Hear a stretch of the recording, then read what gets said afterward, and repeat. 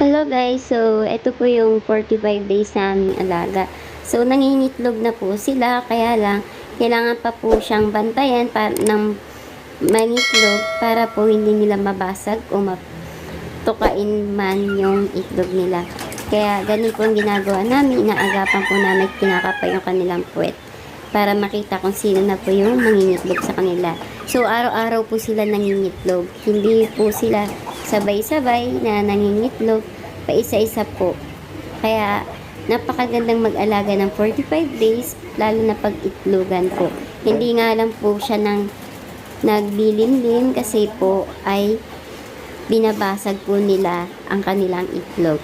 So, ganyan lang po ang 45 days, kaya maganda pong alagaan po ito. Libre itlog araw-araw.